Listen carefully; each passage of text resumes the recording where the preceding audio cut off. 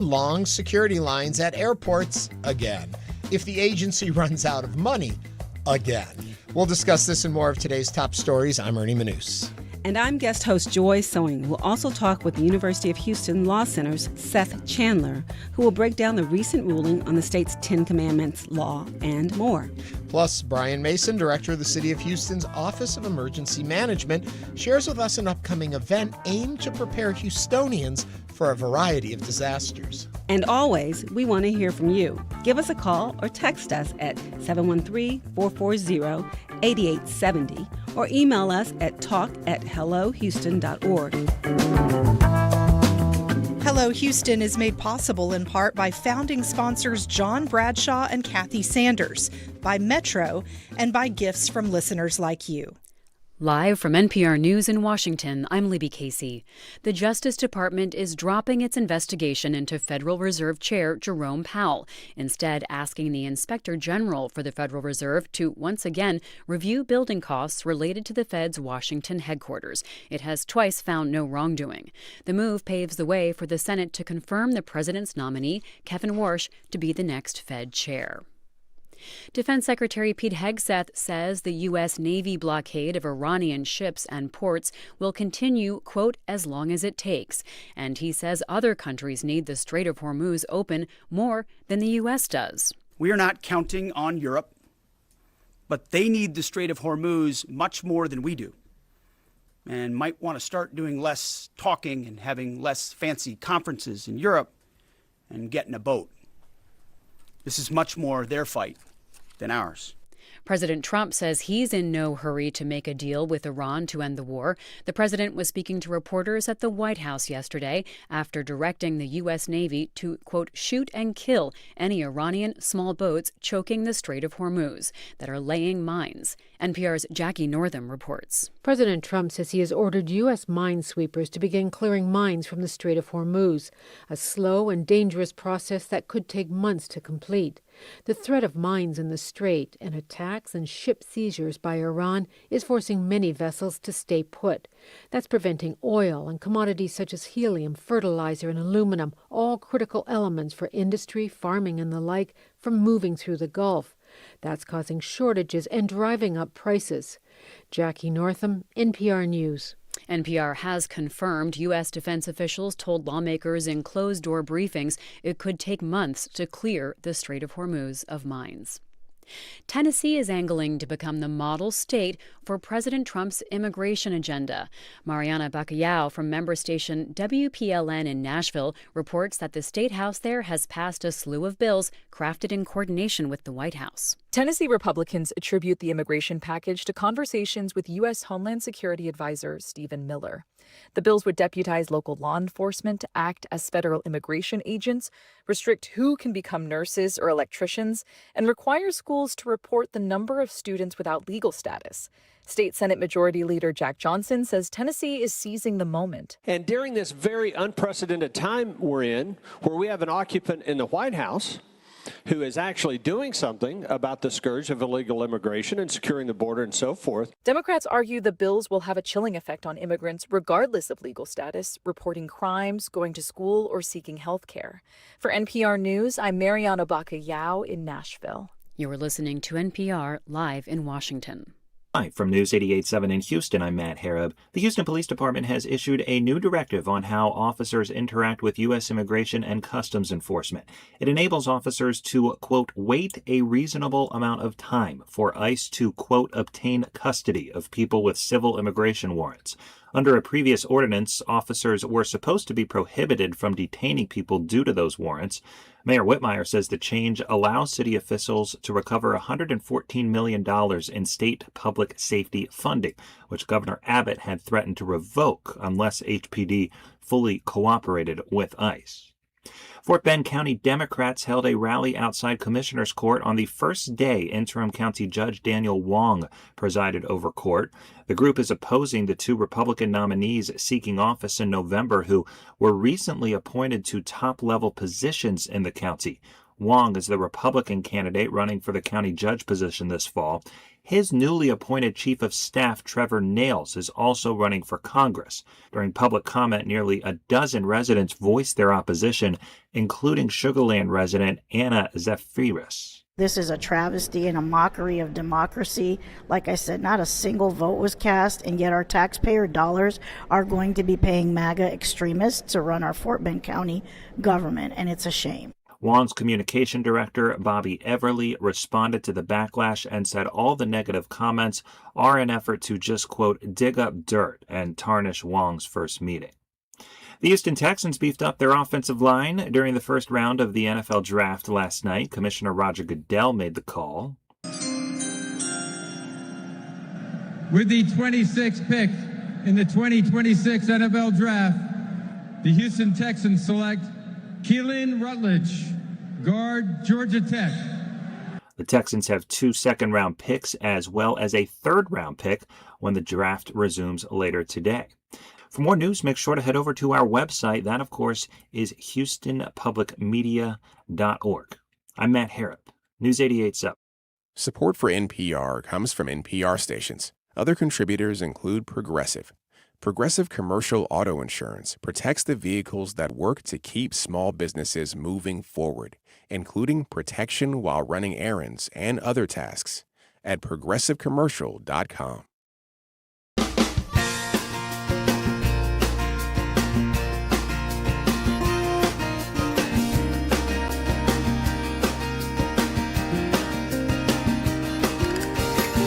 Live from Houston Public Media and News 88.7, it's Hello Houston, an open forum on today's biggest stories affecting Houston and beyond. Call now, 713-440-8870, or let us know your thoughts on today's topics by emailing us at talk@hellohouston.org. And now your hosts for Hello Houston, Ernie Manouse and Celeste Diaz-Sherman. And hello, Houston. Okay, fear not. Celeste will be back on Monday, but she's off again today. But fret not, because we are thrilled to have in the house with us Houston Chronicle columnist Joy Sewing. It's a mouthful. Hello, Joy. Hi, Ernie. How are you? I'm doing well. People may be familiar with you on our air, oftentimes on Houston Matters. You've been on Good, Bad, and the Ugly, and share your thoughts there. Today, you get to sit in the host chair with me. I know, and I'm so excited. It's been a while since I've done this kind of radio, so I'm excited. We're going to stretch your muscles. Make you work it and do it. For folks that don't know what it is you do on a daily basis, and I would say besides go to Aldi and go shopping, because that's where we see each other all the time, but actually, what is it that brings you into this realm? Okay, I love me some Aldi. We'll talk about that in a minute. I write about Houston. I write about the issues that are impacting communities, good and bad, and I am in getting information all the time about new things I'm discovering about Houston. So I spend a lot of time. My focus is completely Houston. Born and raised here? I'm born and raised, absolutely. Really? You're a rarity. I know. So over the years, has the city taken on more of a Houston flair, or has it altered who it is in your lifetime? You know, that's interesting because people always ask me, what is Houston like who are not from here? And it's hard to describe. One, because you have people from all over the world who live here. Yeah. I don't know if it has one identity. I think it's kind of a smorgasbord of identities. So I don't know if Houston has just, I can, describe it.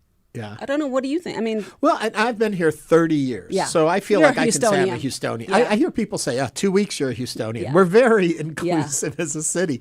And so 30 years, I'm a Houstonian at this point. It's interesting. I feel like a lot of people say, the city has changed. And granted, I came in the 90s, so I don't know the rich history behind that as well. I feel it's grown into its own. It's like when I came here, Houston felt to me, and this was maybe because I was younger too, it was more of a kid. Houston was kind of a teenager finding its way, and it's grown into an adult. And that adult is a global city that impacts the world around us, that the stories we talk about on the local level have national impact, and that people see it differently. Growing up, I would have said Texas, Dallas. But that was because of the TV show. Sure. And I think everyone fell into that trap. And I think now Houston has said, hey, wait, we're the predominant city here. We are Houston, Texas. And I think it really has taken that. And I think people who live here understand that, but I think you still have people on the East Coast who don't really understand what Houston is. And I mean, I just was in New York a couple of weeks ago, and I was just shocked that people didn't understand that we were the fourth largest city, getting ready to be the third largest city in the nation. Yeah. And what all we have going on here, and they just didn't know. Well, they're going to find out. Absolutely. And, you know, we have people over on YouTube. You can watch this show live on YouTube as we do it. We have people from all over the country, and we've had people from all over the world chiming in our chat group. We call all of our chatters there and our regular viewers, there are HuTubers. Get it? And so they're part of the show every day. So jump over there, say hello.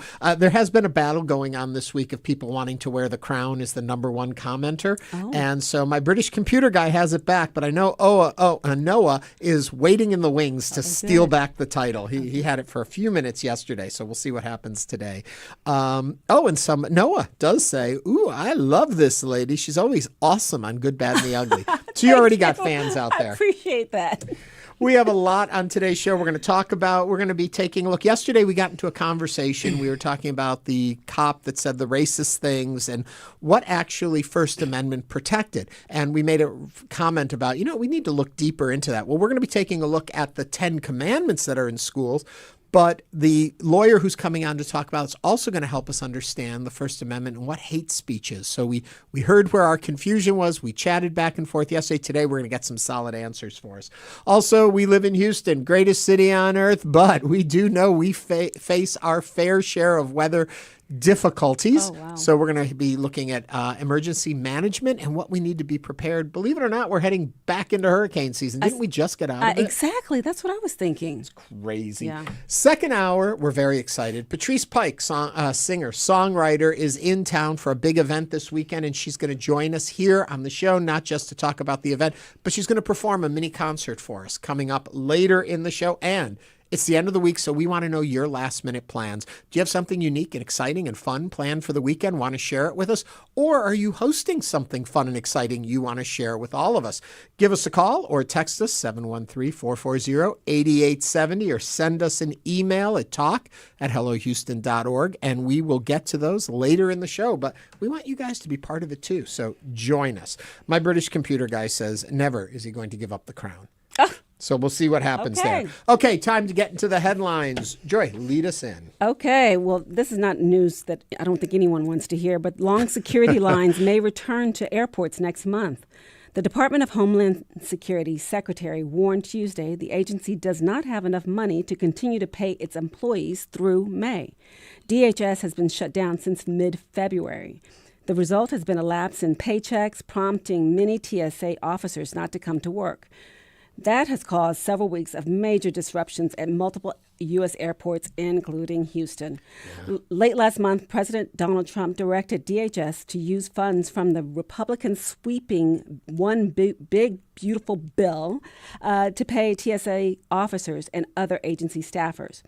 Homeland Security Secretary Markwayne Mullin told Fox and Friends on Tuesday money would run out by early May.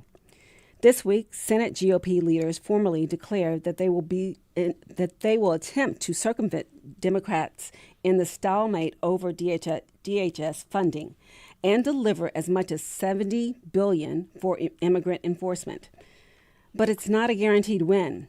Passing legislation in this manner, known as reconciliation, is an arduous process, requiring the cooperation of nearly every Republican in the chambers.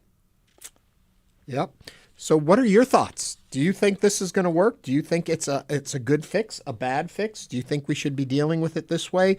Will this partial shutdown ever end? Share with us, 713-440-8870.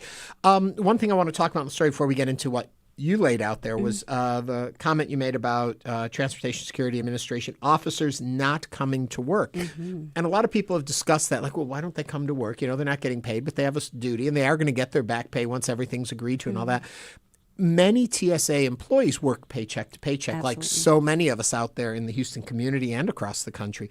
And so The reason they don't come to work is that they're having to pick up other jobs to be able to provide for their families. So it's not a lack of care. Oftentimes, it's not they're not going to pay me, I'm not going to come to work. It's that they have children. They have daycare. They can't afford the daycare. The children have to be home. What do they do about that? Or parent care or elder care, or they can't get food on the table. So there is a lot more to it. And I just wanted to stress that because when they said it, I was listening on the news the other day. I knew it, but hearing it reminded me, this is a hardship for these folks. It's just not a hardship for those of us that have to wait in long lines and it's uncomfortable. Now, we've seen it pick up and people have been able to go because Donald Trump pushed through that emergency funding. But as you said, that's going to run out. What happens next? The Senate did pass some fund relief there. Chuck Schumer then took to the floor and said some things that upset a lot of people about how it's funding for agencies that people don't respect. And then they attacked him for being negative about workers in our government. It's an ugly situation, but I just don't know how we resolve it until I guess I'm thinking it through while I'm talking. What were you going to say, Joy? Well, I think most of us don't have a rainy day fund. Right. And so when you're talking about not getting your paycheck and indefinitely, there's not like you're going to get it in at this date. Right. I am not downplaying their need to go find extra work. I mean, that's like you said, and this is a survival, really. Yeah. And if you think about it, the combination of TSA being backed up if the employees go back, if the funding goes away and they're not there to do it. And then you add to that the fuel costs and the canceling of flights. And even if we talk about in the U.S., we've got plenty of gas here. They're fueling overseas, especially when they travel in those kind of trips. My next door neighbor had a trip planned to Norway. He was going to leave next week. I saw him yesterday. I said, how's it going? He was like, it's not. And I'm like, what? And he's like, it's not that they just canceled my flight. They removed that flight route. So we're going to start seeing that back up too. It could be a very difficult summer when it comes to all this. The TSA, I think, is just the tip of the iceberg. I have a friend who is Filipino, and she was trying to get back to the Philippines to visit family. Well, they have about 45 days worth of fuel left. And so, I mean, it impacts so many people. And so now she can't go until they figure that out. Yeah. Resin says on the YouTube chat, I say open airports like the 90s used to be. I don't know what you mean by that. Yes. My British computer guy says TSA is probably the hardest federal entity to work for. Okay. Chef Rob adds in, the sad part is that all these employees will probably not come back. Who wants a government job when it's unreliable to pay your bills? Interesting point that Chef Rob brings up. And I think this is a problem with our entire administration currently, is we used to have a belief in dependability in the government. We may not agree with what they were doing, but we had a sense of it writes itself. I think in the last few years, it's like, who do we trust? What do we trust? What information do other governments? We talked about this on the show earlier this week. Can other governments negotiate with us in good faith? Do they know? Do the other governments, other administrations worry what happens at our next election now? Can you always depend on who's going to be leading this country to be able to agree to agreements that have been made? A lot of things that we build our foreign policy on is dependability of once we say something, no matter if the administration changes, we uphold that. We're not seeing that anymore. No. That goes then to the employees that work for the federal government. If there's going to be these constant fights in Congress and you don't get paid, what happens? It's a difficult situation. Very, absolutely. 713-440-8870. Give us a call. Let us know what you think on this topic. You know, we were going to go into other stories, but I want to just jump to one of these tidbits I've had floating around on my docket for a few days. Okay. And I think it's kind of fun and interesting. We all know that Beyonce is from Houston. She's ours. We can lay claim to her. She's like you, born and raised Houstonian. Here we go. Her Third Ward childhood home has a potential buyer after hitting the market for $1.3 million only 2 weeks ago. Beyonce's childhood home, which many would feel should be made into a shrine, maybe a museum to Beyonce, who has changed the world and pop music as we know it. But it went up for sale, but not by her family. Another owner had it, and you actually know that other owner. I do. I don't know if I can mention their names. Don't say a name, but tell us stories. I've been in that home many times. It's beautiful. Okay, tell me this. Okay. Is it worth, I know this is horrible to put you on the spot, $1.3 million, or is it worth $1.3 million because it was Beyonce's house? Well, what do you think? I mean, I think Beyonce adds a little bit more Which prestige. is sad, because my childhood home in Binghamton sold way below market value because my mom was down here and we needed to unload it. So no shrine being built for me in Binghamton, New York. But the Beyonce house, so tell me about it. Well, it's a beautiful house in an area called Riverside Terrace, and it was her childhood home. I think she spent some years, her elementary years there. She also played at the park. It's called Parkwood Park, and which was also the name of her athletic line and her company, Parkwood Entertainment. That's what it is. So she very much embraces her growing up, and it's reflective in almost everything she does. So yeah, it's great. Chef Rob is not nearly as nostalgic as we are. His comment is, "It's just a house, big whoop."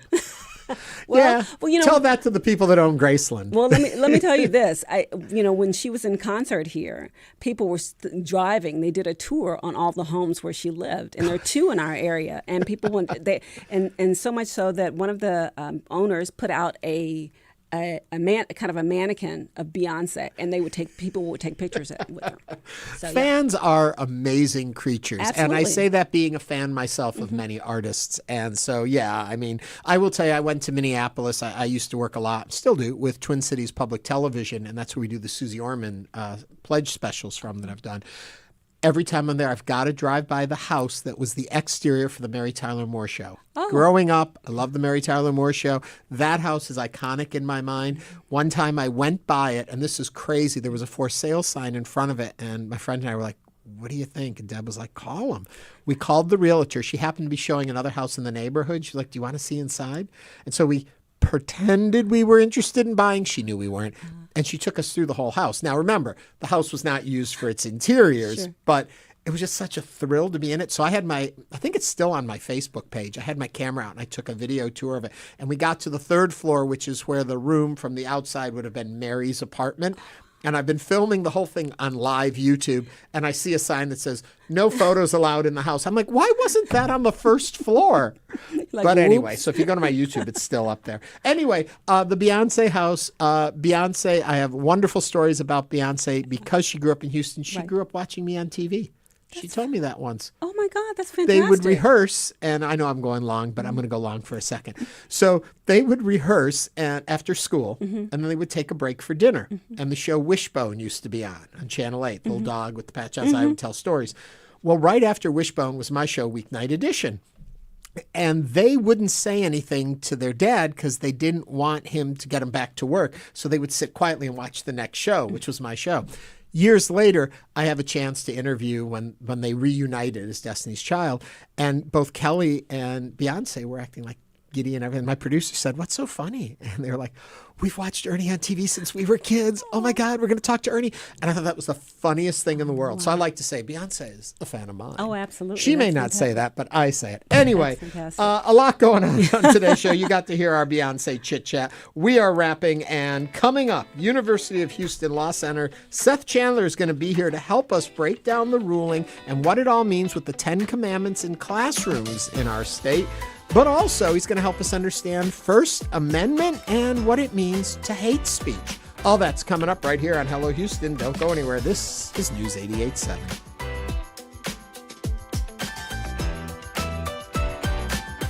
Meet Tio Choco. We just took his keys for the day and gave him a Ride Metro fare card. This is his story. Visit ridemetro.org/Choco to find out where is Choco. And how the Make America Healthy Again movement is scrambling party lines. I'm McKay Coppins in for David Green. Join Liz Brunig, Sarah Isger, and me for Left, Right, and Center.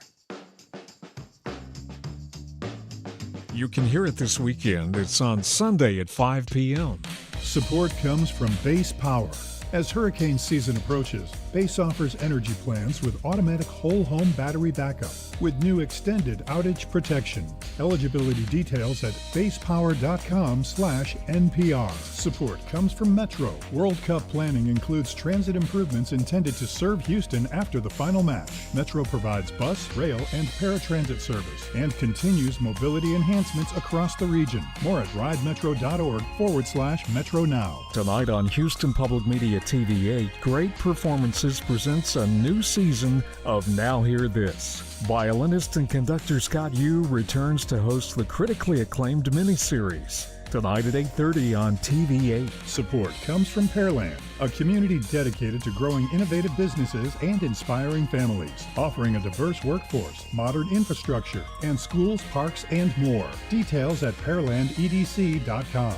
Pearland, innovation lives here. Support comes from West Chase District, serving businesses with office options, regional connectivity, amenity investments, and talent pool access within a managed business and residential hub in Houston. More on how West Chase works at westchasedistrict.com. Support comes from the Dan L. Duncan Comprehensive Cancer Center at Baylor St. Luke's Medical Center, offering comprehensive cancer care that is compassionate, personalized, and driven by clinical research. More at stlukeshealth.org/cancer.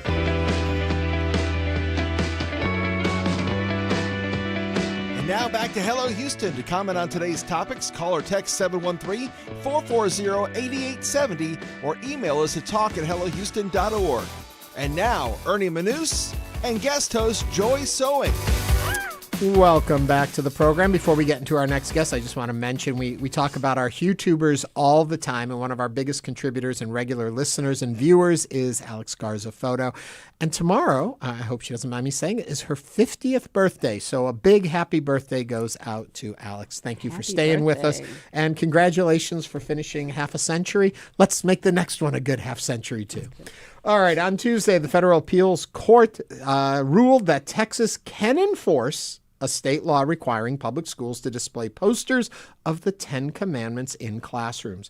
The court heard arguments in January after 16 families sued over the law, alleging that it amounted to state leaders promoting their interpretation of Christianity over other faiths. To tell us more about how the court reacted to their decisions and what comes next, we're joined by Seth Chandler, a Law Foundation professor of law at the University of Houston Law Center, who specializes in constitutional law. Seth, welcome back to the program. Morning. Or should I say professor? I'm getting too familiar with you after all the times you've been on. I guess I am surprised by this ruling. Should I be? Yes, you should be surprised. Okay, good. Then I'm reading this right. Explain how we got to the point we're at and why this is the ruling they came up with. Well, the Fifth Circuit had to actually, in some sense, overturn a 1980 Supreme Court decision called Stone versus Graham, in which the Supreme Court itself had ruled that displays of the 10 Commandments, such as those that Texas is now requiring, was unconstitutional. And you might think, well, wait a second, only the Supreme Court gets to overrule its own rulings. Lower courts don't get to do that. But the Fifth Circuit said that implicitly the Supreme Court had already killed off the 10 Commandments decision by killing off a case on which Stone versus Graham had relied. And then it substituted its own view of what the Establishment Clause of the Constitution required, and it said that displaying the 10 Commandments in every single classroom didn't measure up. Explain to me how, and I mean this in all seriousness, not as a snarky comment, how hanging the 10 Commandments, a religious text from a particular religion, and making it mandatory in all classrooms in the state of Texas is not violating the separation of church and state.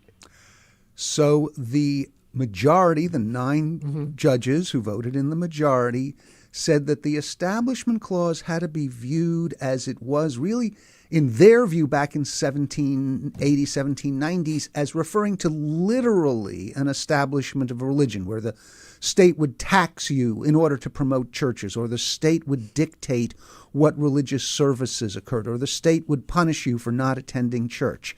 That's what they confined the Establishment Clause to, and since Texas wasn't doing that, it wasn't an Establishment Clause violation. So it took a pretty different interpretation of the Establishment Clause than has been done in the past.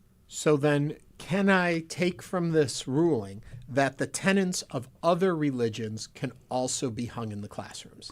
If there were a will to do so, I'm not sure we're going to see the 5 pillars of Islam hung in the classrooms or Wiccan scripture hung in classrooms. But if a teacher decided to hang those in a classroom, are they protected now? It would not be an establishment of religion, provided that the teacher didn't then compel the students to obey it or even to read it. So long as they just hung it in the classroom, I think it's permissible under this decision, just as it might be now, quite honestly, to hang a crucifix in every classroom. That's not compelling anyone to believe. After all, that's not an establishment of religion in the 1790 sense. So maybe that's okay under the Fifth Circuit's decision, too. And of course, as always, we don't know until it becomes tested in a court if that would be acceptable. That's true. But it looks like they've opened the floodgates for that. They have taken a very narrow interpretation of what the Establishment Clause prohibits. So I have a question. So if teachers decide to put this into their lessons in the school setting, what recourse do families have to push back against that? Okay, so it would depend what the lesson was. If it was a historic lesson on, here are the major tenets of Christianity and Judaism, and there was this event where God spoke to Moses and gave him the 10 Commandments, I think that's probably permissible as part of a larger discussion of the role of religion or maybe religious texts. But if the teacher then says, and you need to really believe this, there is no God other than the one that we're talking about in the 10 Commandments, I think even under the Fifth Circuit's opinion, that would be an establishment of religion because it would be coercing school children to believe in a particular religious perspective and adopt a denominational preference. If a student asks questions about it, how free is a teacher under this ruling to explain things about it? So you see this poster, because I know as a kid, when I'd see something in the classroom, I'd be like, hey, teacher, what is that? What does that mean? Yes, well, your question really goes to what is the purpose of plastering the 10 Commandments in every single classroom. And the majority opinion does not address that. They say that it's not coercive because no one's forcing you to look at it and no one's directly addressing it. But what they don't address is, well, why was this done in the first place? And they say the law no longer has to have a secular purpose. And so what this does is it opens up precisely the issue that you've raised about, well, what's the point of it then? If no one discusses it, is it just cultural furniture or religious furniture?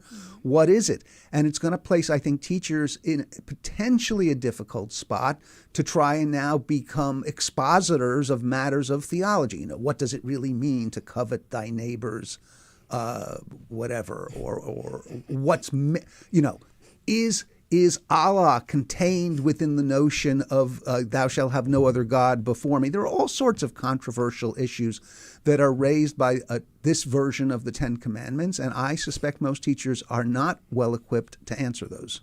I want to remind everyone we're talking with Professor Seth Chandler, and if you'd like to join the conversation, 713-440-8870. Ask your questions now while we have him with us.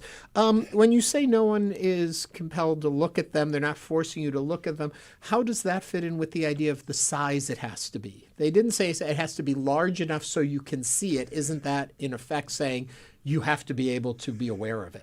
I suppose one would defend it by saying it gives the opportunity for people even in the back of the room to see it. But again, you could direct your gaze to the world map or to the chalkboard or whatever else is in the classroom.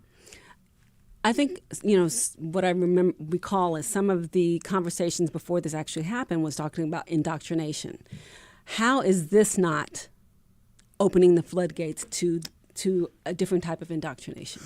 Yes. Well, this was one of the perspectives of the dissent, the several dissents, was that this was a form of indoctrination. It's not just putting it in one classroom. It's not just saying, hey, here's a historic document among others. We'll put the Constitution in classroom B. We'll put the Mayflower Compact in classroom C or whatever. It's putting this in every single classroom. And you would think that the students might wonder, why is it here?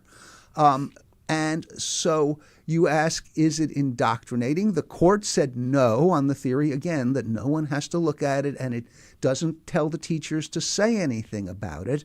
But the dissents take a more holistic approach, I would say. And in the totality of circumstances, particularly when you've selected a particular version of the Ten Commandments, because there are several versions that differ on what those religions think are very important points, and you've preferred this over others, that this does become a form of indoctrination. But that position lost by one vote in the Fifth Circuit. And correct if I'm not wrong, the version that they're using was to mirror the one that's carved into a monument in front of the State House, correct? That may well be. It may be the same one that's in front of the Texas Capitol. But there, just to be clear, first of all, it's not just for children. It's for anyone who happens to walk by. And it is part of a collection of monuments, if you've ever visited the Capitol, that are scattered around the grounds. And it's not like in every doorway, and it's not in every room in the Capitol. And so that's one thing that distinguishes, I think, the Ten Commandments, what would you call it, monument, at the Capitol from what Texas schools are now being required to have. Another thing that you bring up, and because this is the world we live in, we can assume this is going to get appealed up to the Supreme Court. You made reference to, I think you said 1980, there was a ruling by the Supreme Court. If this goes to the Supreme Court, from what you've seen of this bench, where do we go? Well, one question is, do you want to bring it to the Supreme Court? Do you want to wait, for example, until another circuit court decides differently, which I think is quite possible, so that you would sort of have the ammunition of a split decision to go up to the Supreme Court? Another circuit court in Texas? No, another circuit court in New York or California or Iowa, which might reach a different conclusion on a hotly contested issue. But assuming that it went to the Supreme Court, I honestly don't know. You might, reach the cliche, well, it's a conservative court and therefore they'll affirm a conservative decision. But I do wonder if this is just not going too far and that they might resent the notion of a lower court taking it upon itself to decide when one of its precedents had the rug pulled out from under it. So I'm not sure where it goes, to be honest. It might be a very close decision if it goes to the Supreme Court. And frankly, I'm not sure the Supreme Court is going to take it right now. They may want to wait to see if there develops what's called a circuit split where other courts have different opinions. Mm-hmm.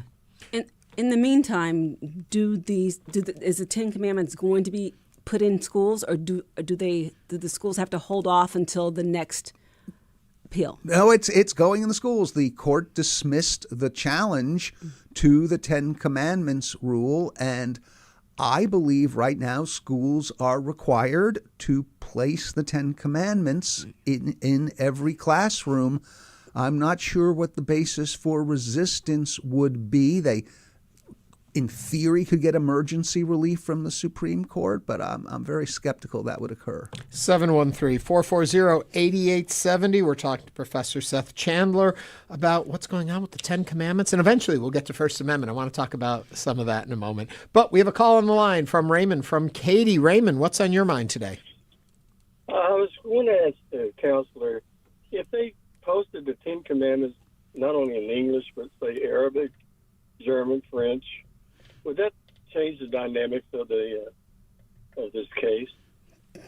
I don't see why you'd have issues of translation again as to how I don't know what the German or the Arabic versions of the Ten Commandments say, but I don't see how it would alter the Fifth Circuit's analysis that this wasn't coercive. Raymond, thank you for calling and sharing with us. 713-440-8870. It's Dan from Meyerland. Dan, what's on your mind? Good morning, long-time listener and several-time caller. Specifically, down to the nits that must be picked. How many versions of the Ten Commandments are there, and how many of the gods that we worship are actually the same guy? Yeah. Well, I don't think I'm going to be able to answer the second question definitively. But what I would say is that there are multiple versions of the Ten Commandments. Judaism has a version, first of all, it's in Hebrew mostly, and it differs in the numbering of the Ten Commandments. It emphasizes God's covenant with the Jewish people. You have a Catholic version of the Ten Commandments, which differs slightly, at least, from the version that's posted here. Moreover, there are, numerous ways of translating the text. It was certainly not originally written in English, that I can be sure of. And so there are many versions, and one of the early commandments is, thou shalt have no other gods before me. So then which God is it that's being referred to in the Ten Commandments? And it would seem to be the original Abrahamic Jewish/Christian God. And so this raises the question of how can that possibly not be coercive and taking sides when many people believe, no, that's not God. There are multiple gods. There's the Hindu gods. There's Allah, who may be different from that God. There are just a lot of gods out there. And yet the Ten Commandments, its whole point is to privilege this God and say, no, this is the real God. And that might be right, but the question is whether the state should be taking a stance on that point. 713-440-8870. Grant from Montrose is on the line. Grant, what's on your mind? Hello, how are you doing today? Doing well. What do you got for us? So I had a question going back to the test case issue.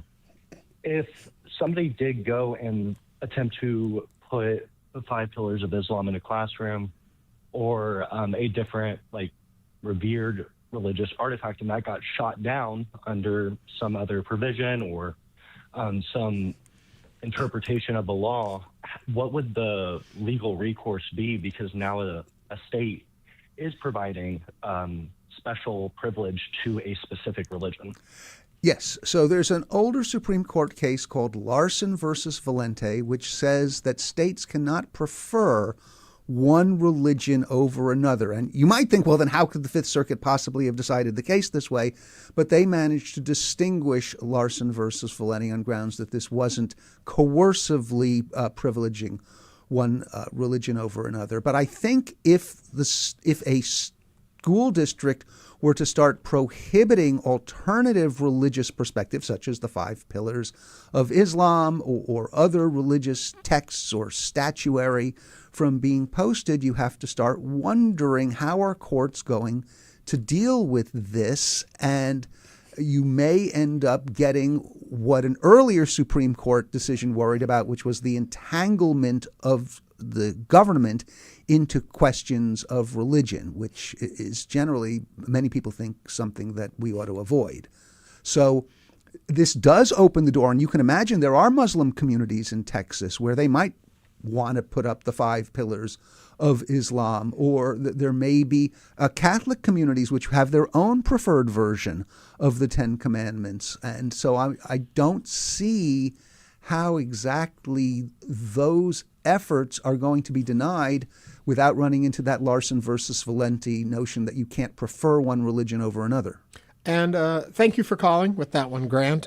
If I am not mistaken, and help me with this, Professor, that the reason the Ten Commandments has been singled out is because of its historical relevance to the way law was built in this country, because our founding fathers believed in these tenets, and therefore they based what they did on that. And so it has a unique historical reasoning to have in classrooms as opposed to other religious texts. Yes, that is a fascinating point, and many people thought that would be the centerpiece of the Fifth Circuit's decision, to try and say that there was a historical precedent that made the Ten Commandments special.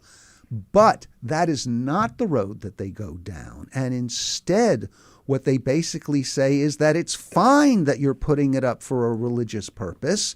We don't need to say that it has historic precedence, because this is not a true establishment of religion in the sense that England would have the Church of England, or some of the early American colonies would have Congregationalist or other established churches for which they charge taxes. So that this issue of the role of the Ten Commandments in American history ends up not really being debated in the Fifth Circuit's opinion. Whether it would have survived that is questionable, because obviously the Ten Commandments are an important document, but they weren't posted in schools in the 1840s. They weren't in my public school that I went to. And so I think that may be one of the reasons they avoided the historic inquiry, is they instead made a clean sweep. Quickly, before we run out of time, though, I do want to move over to First Amendment. We had a discussion yesterday. There was this police officer off duty, made a video in her car saying horrible things, being extremely racist, using words that you shouldn't use.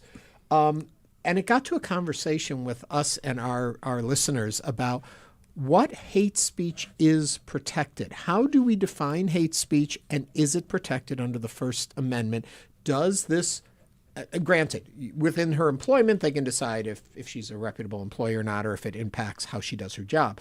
But her right to say these things, is it protected? Absolutely protected. You can say very, very hateful things, and as long as you do not call on people to act on those right away, or you do not threaten people, you have a First Amendment right to say the vilest things imaginable. The only wrinkle I would add is that as a state employee, if it were part of your official duties, then one might say that the state has an ability to regulate what you're doing, because then it appears in some sense as if you're speaking for the state. But if the person happens to be a police officer and they happen to make some sort of YouTube video, which I have not seen, saying disgusting things, that is, at the moment, the court thinks that is your right. And there are cases involving vile things said against homosexuals, or threats, not threats, that goes too far, but very nasty things using words we won't repeat about persons of African American descent, and the court has protected that speech. When you say threats, clarify what that is, because if I understand correctly, in this video, she was saying, these are the things I've done, and this is what I'm going to do. Okay, so then we're into a case called Brandenburg versus Ohio, which says that in order for a threat to be actionable, to be criminally charged with it, it needs to be an imminent threat, like I am going to go out right now and kill people of a certain race, and you have to sort of have the means and opportunity to believe that it's actually going to be carried out. So that's some sort of hyperbolic threat, like, I just can't stand those people, those Democrats in Virginia for gerrymandering the states. We've got to go get them. That probably does not qualify. But if I start naming them and I buy an airplane ticket and I buy a gun, then that starts to look like a true threat. So espousing, no matter how disturbing it is, your beliefs is protected. That is the glory of the First Amendment. And just so people, just to put a button on that too, First Amendment is there to protect that kind of speech, not to protect the speech we all agree with. That's correct. If everyone agreed, you wouldn't need a First Amendment. The First Amendment is designed to facilitate the evolution of thought, so that things that may seem outrageous today actually end up sometimes being adopted. A lot of times they don't. A lot of times they are stupid for eternity. Mm-hmm. But still, sometimes the thought is that as a matter of self-expression and as a matter of furthering the truth, our society, American society, unlike many others, permits a very, very broad range of commentary, including things that are hateful. Seth Chandler is a law foundation professor of law at the University of Houston Law Center who specializes in constitutional law. Seth, always a pleasure having you here with us. Thank you for inviting me. I feel smarter just by sitting Same there. here. Yeah. Absolutely. Coming up, the city wants to help you prepare for hurricane season. Stay with us as Hello Houston continues. Meet Damola, songwriter, world-class violinist, and award-winning multi-genre artist. We just took his keys for the day and gave him a Ride Metro fare card. Visit ridemetro.org/Damola to learn more about his ride. Get access to PBS Passport that lets you watch your favorite programs anytime you want. Support the programs you love and enjoy them on your own schedule with PBS Passport. Make your gift now at houstonpublicmedia.org/donate. Next time on Climate One, a show for young children aims to teach them about climate solutions in a way that promotes connection and empowerment.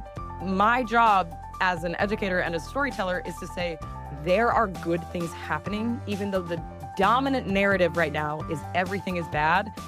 Here are the bright spots. Susie Hicks, the Climate Chick, and Sprout on the next Climate One.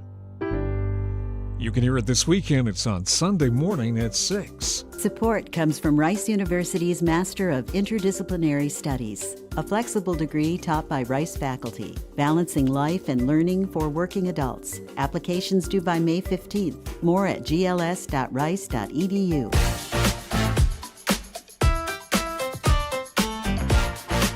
And now back to Hello Houston. To comment on today's topics, call or text 713-440-8870 or email us at talk@hellohouston.org. And now, Ernie Manouse and guest host Joy Sewing. Hurricane season is less than 2 months away, and here in Houston, we know all too well the importance of being prepared. Or not prepared. That's why this Saturday, April 25th, the City of Houston Office of Emergency Management will host Ready 365. It's a free and updated version of the city's traditional hurricane workshop at George R. Brown Convention Center Plaza.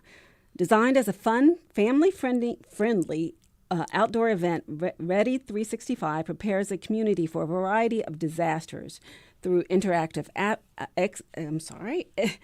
exhibits and weather forecasting and more. To tell us about the event, we are joined by Brian Mason, Director of the Office of Emergency Management.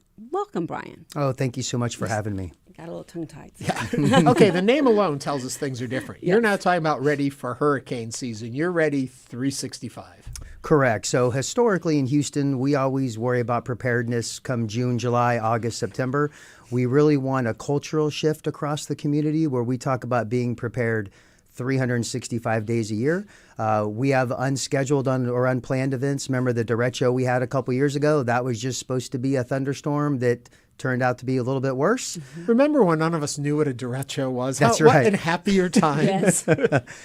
So yeah, we're just really trying to get the shift of making sure prepared 365 days a year, and also to let people know you don't have to go out and spend $500 this weekend to get a preparedness kit going. It's something that every time you go to the grocery store, buy an extra jar of peanut butter, buy an extra can of beans, buy some rice, buy an extra pack of batteries. There's little things you can do every single trip, and pretty quickly you'll have a pretty good preparedness kit.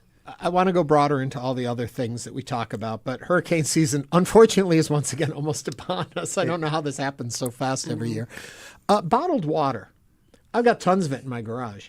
How long is it good for if it's in those plastic jug, 1 gallon jugs? So different manufacturers say different things. Some say maybe a year. Some may say a little bit longer. There's normally a expiration date kind of stenciled on it.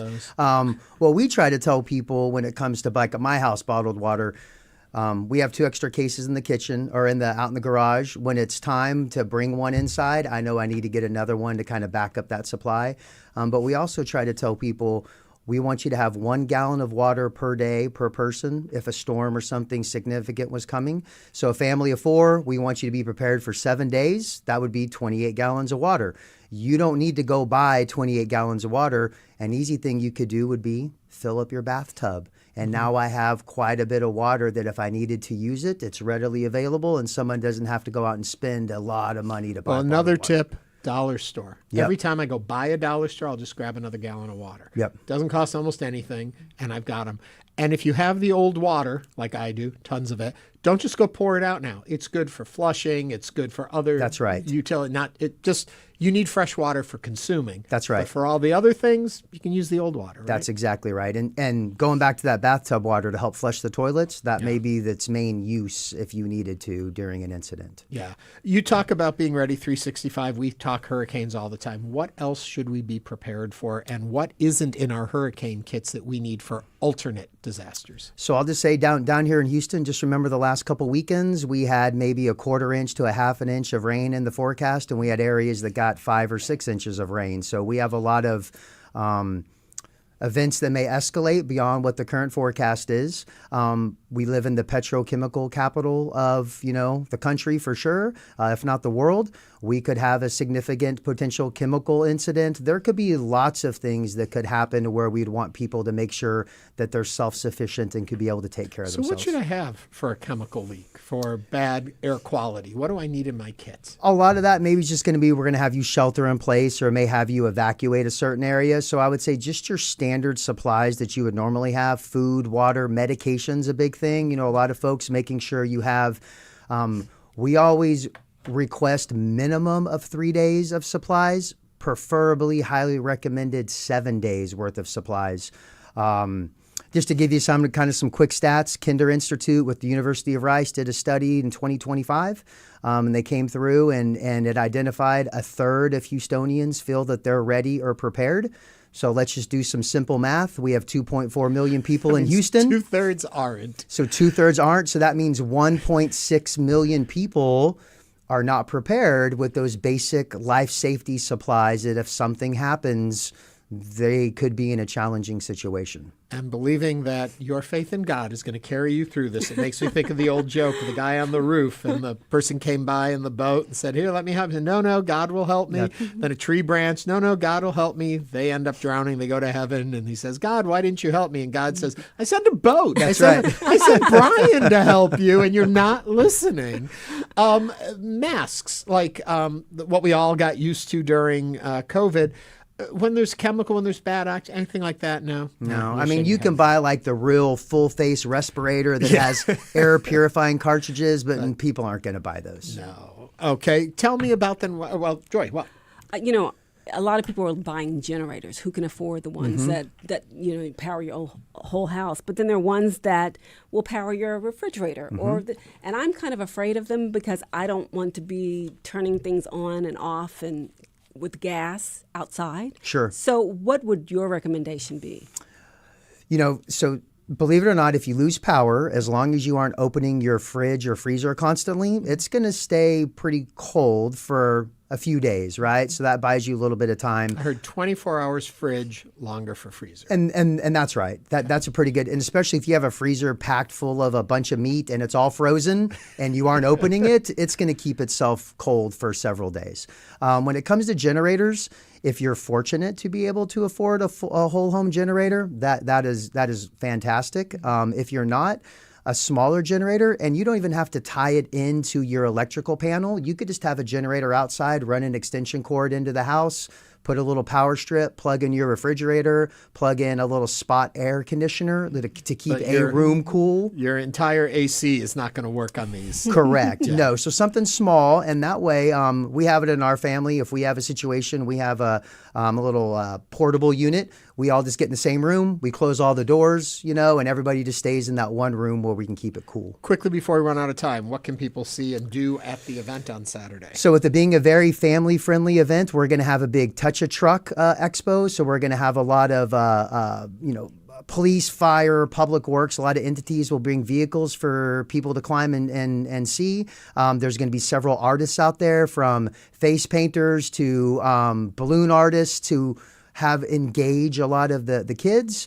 A lot of expos will be out there providing general preparedness information. Flood control will be out there. HEB will be out there. Centerpoint. Well, a lot of our community partners will be out there providing general preparedness information. But we really want to make it a family-friendly event that if you come on out, enjoy the day, and if you pick up one useful nugget of preparedness information, it's a successful event for us. Give me one useful nugget right now before we say goodbye. Please make sure that you are prepared for a minimum of 3 days, preferably 7 days if something happens. Wonderful. Thank you. Brian Mason is the director of the City of Houston Office of Emergency Management.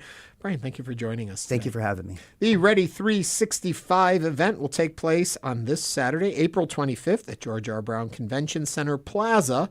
Open to the public, noon to 5. So come out there, learn about how to be prepared. And be prepared.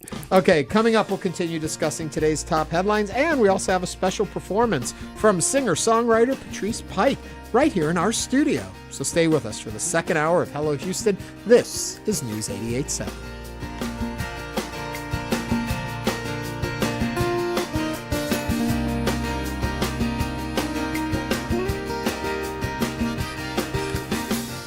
Stay tuned. There's more Hello Houston on the way. For the latest in local news, subscribe to the Hello Houston daily newsletter at houstonpublicmedia.org. Hello Houston is a production of Houston Public Media. The opinions expressed by the guests of this program are solely their own and do not represent the views of management, staff, or underwriters of Houston Public Media. This is News 88.7.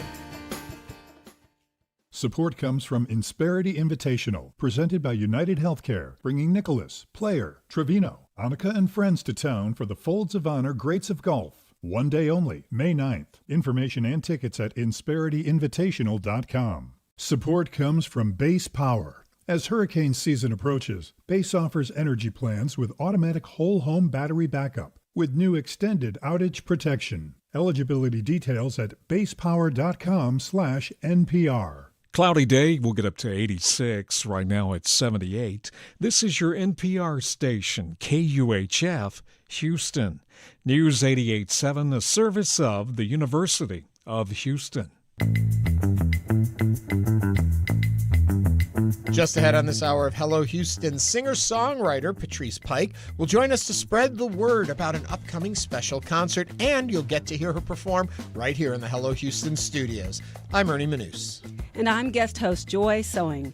We'll also discuss the top stories of the day, including a story I did on Houston's new short-term rental regulations. Plus, we'll also hear a rundown of events happening this weekend in H-Town on our regular Friday feature, Last Minute Plans. Also, we want to hear from you. Give us a call or text us at 713-440-8870 or email us at talk@hellohouston.org.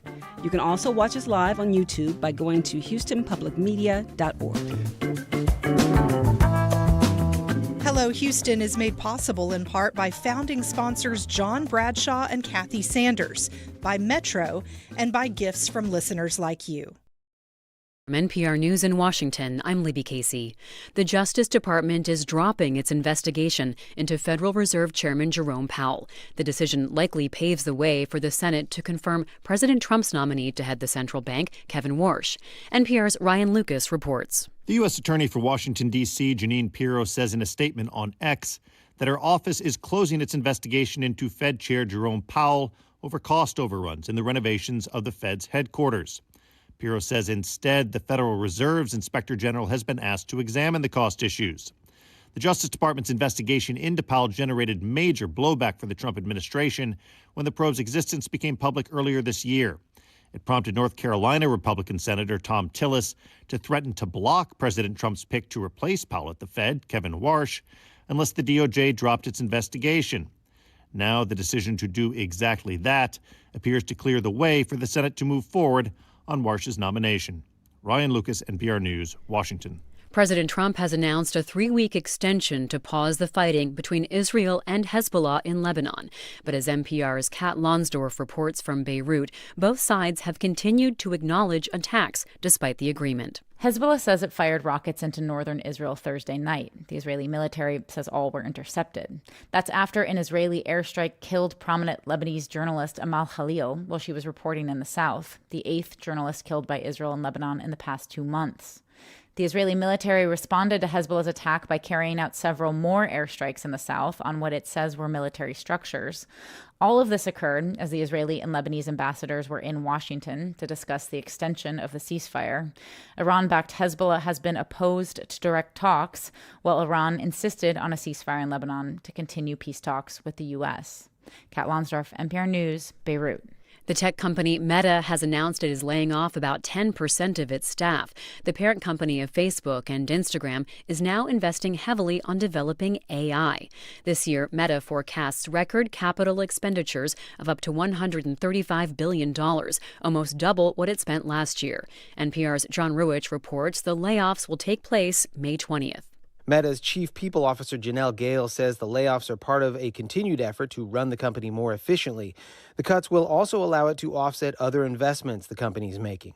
Meta and other big players in AI have been spending vast amounts of money to build data centers and try to win the AI race. Gale says while it's unwelcome news that puts employees in an uneasy state, the company feels it's the best path forward given the circumstances. Meta is a financial supporter of NPR. Officials are ordering more evacuations in Georgia Georgia for residents near a large wildfire that has destroyed scores of homes in the state's rural southeast. This is NPR News, live in Washington. Live from News 88.7 in Houston, I'm Gail DeLauder. Fort Bend County Democrats are unhappy after 2 Republican nominees seeking office in November were appointed to top county positions. Daniel Wong is now interim county judge, and he's a Republican nominee this fall. He's also appointed Republican congressional candidate Trevor Nails as his chief of staff. Sugar Land resident Anna Zafiris spoke before Commissioner's Court. This is a travesty and a mockery of democracy. Like I said, not a single vote was cast, and yet our taxpayer dollars are going to be paying MAGA extremists to run our Fort Bend County government, and it's a shame. Wong's communications director says a protest were an effort to tarnish Wong's first meeting presiding over Commissioner's Court.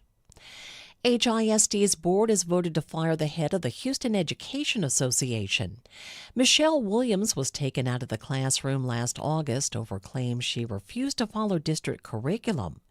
News 88.7's Bianca Seward says it's the second time the district has moved to fire Williams.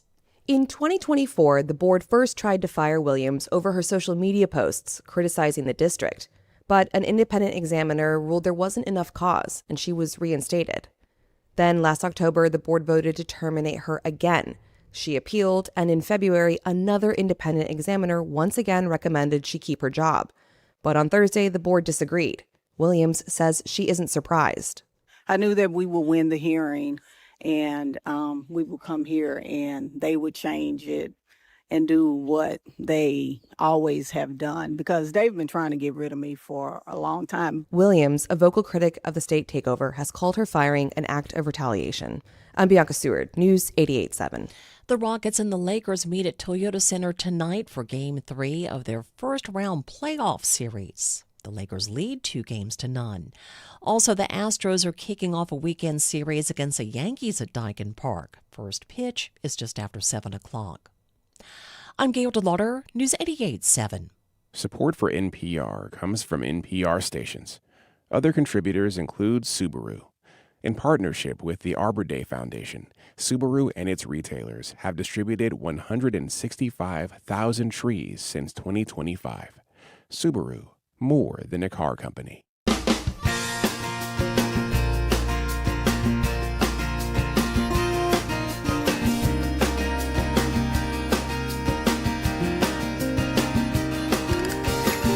Live from Houston Public Media and News 88.7, it's Hello Houston, an open forum on today's biggest stories affecting Houston and beyond. Call now, 713-440-8870, or let us know your thoughts on today's topics by emailing us at talk@hellohouston.org. And now your hosts for Hello Houston, Ernie Manouse and Celeste Diaz-Sherman. Close, but not exact. Celeste still has the day off, but with us is Joy Sewing. You know her as a columnist with the Houston Chronicle. You know her often, a lot of visits on Houston Matters with the good, the bad, and the ugly. But today it's only good because you get to sit with me here. Absolutely. I love that. We're learning a lot, having fun, looking at things and looking at the world around us. Coming up still on today's show, which we're very excited about, Patrice Pike, singer, songwriter. She has a foundation that works with people that are unhoused and how to keep them in their homes and families and children. And we'll be talking all about that. And then Patrice said, you know, I'm here. I'll perform for you. So we got a couple of songs coming up from her from right here in our studios. And of course, last minute plans. What are you planning for this weekend? We want you to share it with us. You can email us at talk@hellohouston.org or text them to us starting now. It's 713-440-8870. And the great thing about that is we'll give you some of ours, but we want to know what you're doing, whether it's something you're planning for your community or if it's just something you're going to. Share them with us. Okay, got all of that out. Good. So what did you do last night? Anything fun and exciting? Last night, I don't remember, like an hour ago. So, isn't that so funny? That's how I am now too. It's like last night. That was a year ago, right? Right. It was last night. I don't remember last night. Do you think it's more that we're getting older and our memory and our recall isn't so good, or do you think it's just so much is happening around us all the time? There you go. Figuring out what's what. Too much multitasking, juggling schedules. I have children. I have dogs. It's a lot. Okay, so ages of the kids. 8 and 10. Oh, interesting period. They're just getting close to what I think is supposed to be really difficult times. No, they have opinions and attitudes right about now. So. Oh, yeah. Really? Do you find they match with yours? There are days, there are days, but we have the balance for the dogs, so they're always the happy ones. So. Oh, yeah, the pets. I've got cats. I got 2 cats, but I treat them like dogs, so that's okay. Well, my cat, I made a favorite toy I make for my cats, because I always get those toys that are like catnip scented. They're never the same thing. So what I take is whenever there's an old sock that gets a hole in it or something, I tie it up and I fill it with catnip. And then I tie it up again and I throw it on the floor and the cats go crazy over it. Well, I made a new one last night. So it was fresh and heavily potent. All night long I kept getting woken up by the... Okay, what are their names? Scout is my older one. Okay. And the newer one, which is already a few years old, is Dash. So Scout and Dash are my little men. Okay, so I have Prince and Tina Turner. Oh, very nice. So when I have to take him into the vet, they announce that the celebrities are in the house. Prince and Tina Turner. I can just see you at the park. Tina Turner, stop it. Stop it. Get over here. Absolutely. Anyway, so much going. If you've got pets, share the names of your pets with us in our chat over on YouTube. You can always watch the show right here in YouTube. Okay, but you know what we always do at the top of each hour? We get into the headlines. And Joy, not only are you taking us into the headlines, this is the cool thing about having a columnist with the Houston Chronicle with us. Your headline is your own story. I know, Take it away. Okay, when Houston's new short-term rental regulations took effect in January, residents dared to hope that the noisy parties, public indecency, illegal parking, trash, and violence plaguing some neighborhood rentals would finally be addressed.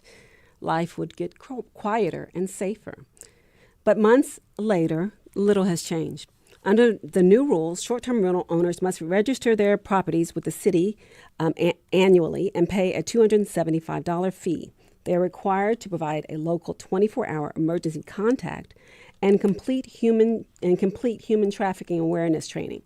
The city can suspend a registration for repeatedly violating city rules or for certain criminal activity at the rental. Owners can be fined $100 to $500 per offense, with each day counted as a separate violation. Now, Houston has become a hotbed for short-term rentals with an estimated 10,000 properties in the city. Until recently, it was one of the few major cities with virtually no rules for governing them. Residents have flooded City Hall with complaints for years, while other cities like New York and San Francisco have adopted some of the nation's strictest regulations. What are your thoughts on this issue? Give us a call, 713-440-8870. Do you have one of these short-term rentals in your neighborhood? Are you the owner of one that you use it? If you have one near you, have the problems that you saw or were bothered by, did those get cleaned up with this ordinance? And if you are one of the landlords of one of these, or the renters, or I guess landlord's the right term, have it just caused complications that you didn't need, or has it really improved the process? I'd be curious to hear from you. You say in the article, little has changed. Yeah, because I think that this is good. The city's registering, and so they are becoming more aware of where they are. I think there's an interactive map on the city's site that you can see. It has little dots showing addresses and such, or locations, but it doesn't address the bad actors. And that's so. I would like to say that majority of short-term rental owners are respectful of their communities. You would never even notice they are next door to you. But it's the ones that are bad actors who are, they have the parties, they have the trash and all that stuff that make it very difficult for people who are doing right by owning as owners and the residents. 713-440-8870. Join this conversation. I guess the first place I go to with this is wondering, there are already ordinances and rules, laws in our city about disturbing the peace, noise levels, all of that. The landlord, I guess, would argue it's not our fault that these people are behaving poorly, and there are rules and laws that those people are breaking. They should be held responsible. Just because it's my facility, why am I getting the burden of the responsibility? Well, I think it's like any property ownership. I mean, if you're a tenant, if you are renting to someone, and your tenant does something that is not in line with your lease, then you're you as an owner are responsible. Oftentimes, I think sometimes owners are duped. They think that they're getting someone who's just going to have a quiet weekend, and next thing you know, there is a party with 200 20-somethings there. Right. But then I guess if the owner is duped, and I didn't mean to cut you off, but if the owner is duped, the owner calls the police on the tenant. The neighbors can call the police on the person who's renting it. Why does then the owner of the renter, the landlord, become liable for the bad behavior of somebody else? What power did they have to stop that? Well, that's one of the issues. And when I talked to the head of the Short-Term Rental Association of Texas, he said that some of the owners are even fearful of calling the police because they don't. Then they would get fined. Yes, they would get fined, and they don't want any retaliation on their property. So there's so many issues here that it makes it very difficult. Also, short-term rentals in homes are considered residential properties. This is not like a hotel where the hotel staff can call HPD and come and move someone off the property. So you have to get, I believe you have to get the owner's I guess opinion or well, answer me this then. You bring up another interesting point. It's confusing. Yeah, if somebody rents a hotel room, yes, and then is noisy and disruptive and all of that, is the hotel liable for that, or does the hotel work in concert with law enforcement to make the room renter, the lodger, responsible?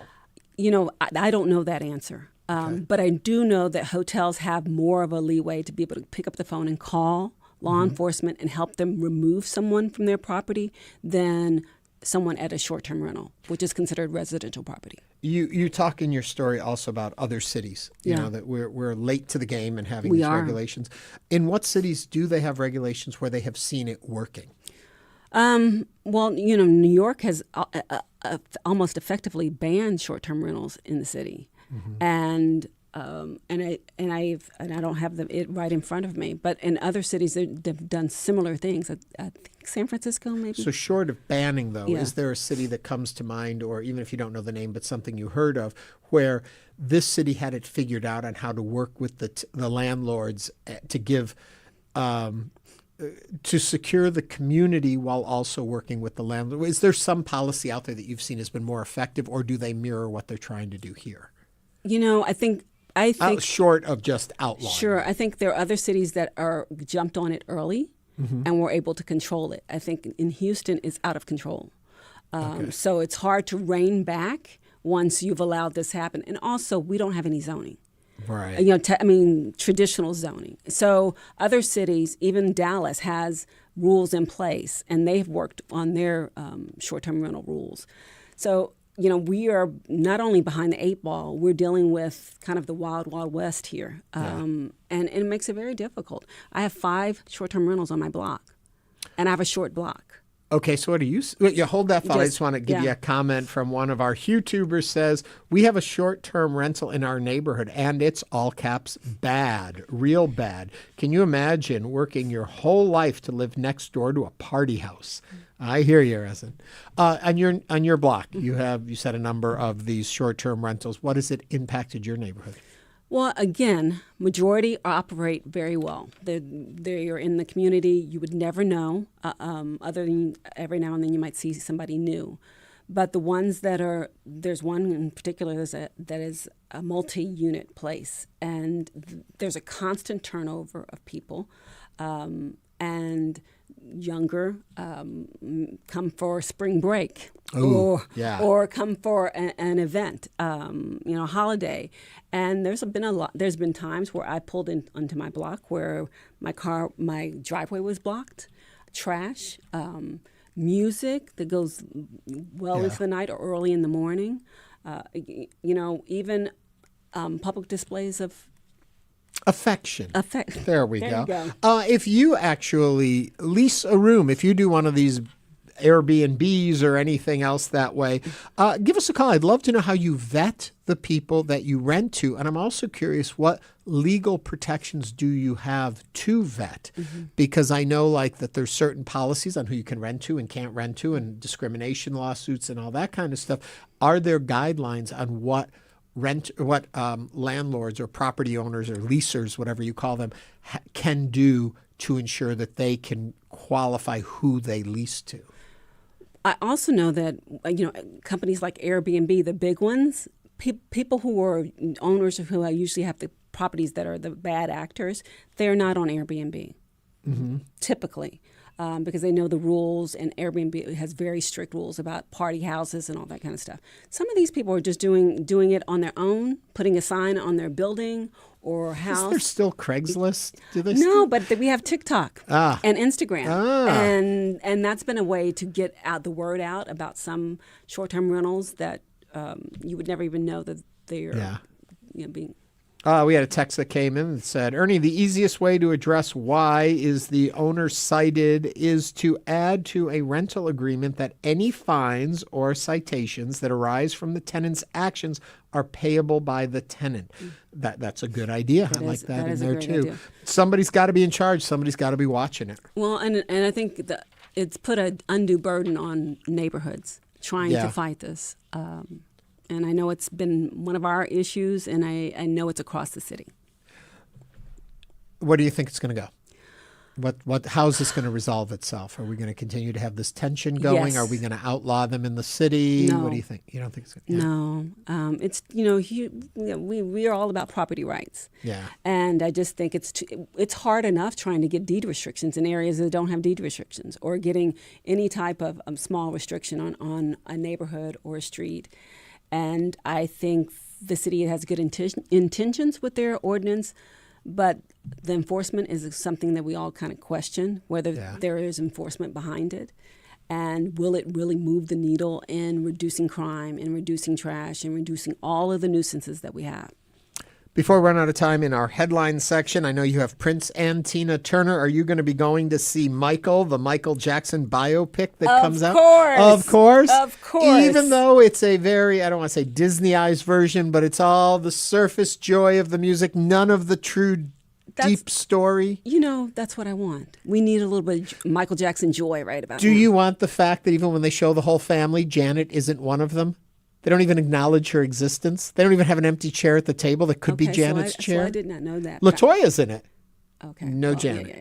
Well, I'm a Janet fan. So let me think about Janet didn't want to be part of it. She didn't want her image on it, and they were like, okay, we won't let you have it. Wow. Anyway, you'll be able to figure all that out because the movie opens today. If you're going to see Michael, let us know. If you've gone and seen Michael, let us know. Coming up on Hello Houston, you can hear Patrice Pike. She's going to be joining us to spread the word about a special concert, and you'll even get a performance or two out of her. Coming up here in the Hello Houston studios. This is Hello Houston on News 88.7. We'll be right back. Listen here for more of broadcast. We know you value Houston Public Media. That's why you're watching right now.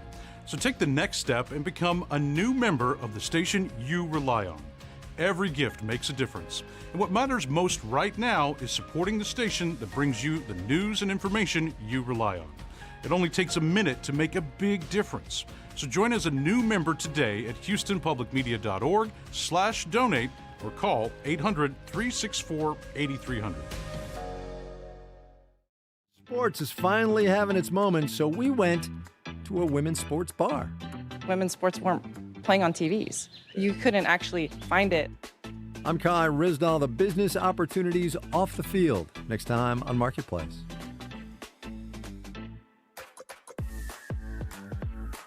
You can listen to Marketplace later today. That's on at 6:30 on News 88.7. Tonight on Houston Public Media TV 8, Great Performances presents a new season of Now Hear This. Violinist and conductor Scott Yu returns to host the critically acclaimed miniseries. Tonight at 8:30 on TV 8. Support comes from Metro. World Cup planning includes transit improvements intended to serve Houston after the final match. Metro provides bus, rail, and paratransit service and continues mobility enhancements across the region. More at ridemetro.org/Metro Now. Support comes from Rice University. Founded in 1912, Rice is a private research university with programs in business, the sciences, and more. Students conduct research in fields from health to space exploration. More at rice.edu. Support comes from Pearland, Texas, a community supporting innovation in business, science, healthcare, energy, and inspiring their citizens. More on innovation happening in Pearland at pearlandedc.com. Pearland, innovation lives here.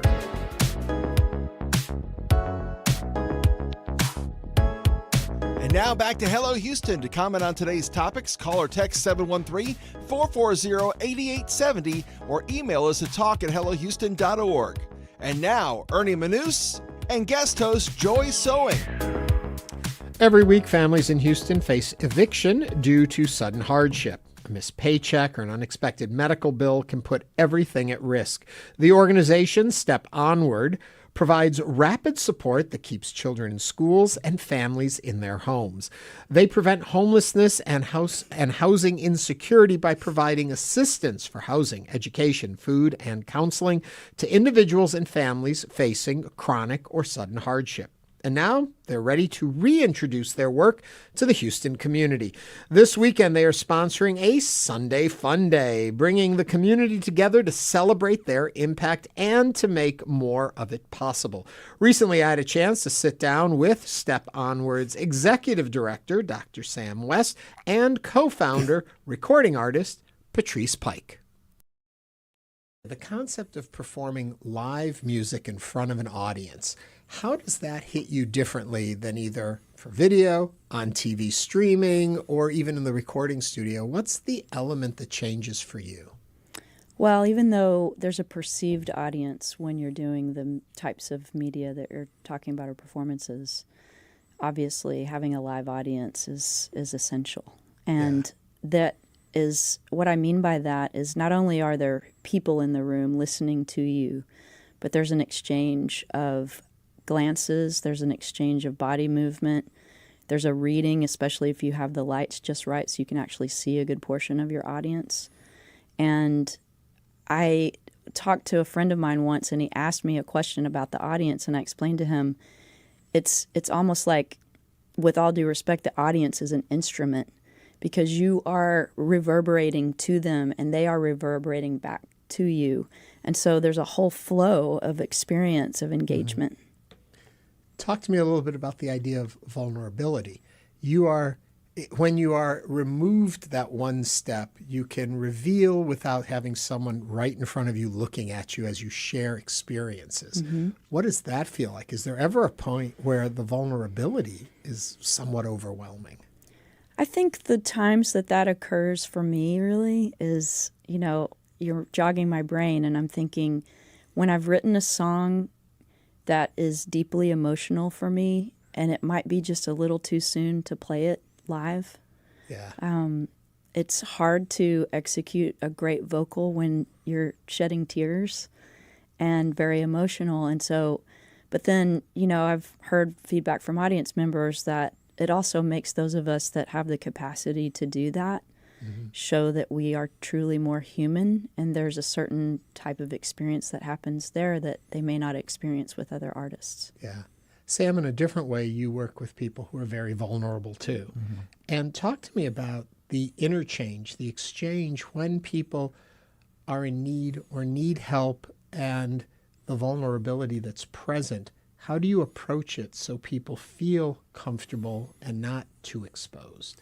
Yeah, I think my background is an educator, and definitely the teacher-student relationship where the student is a part of that learning process.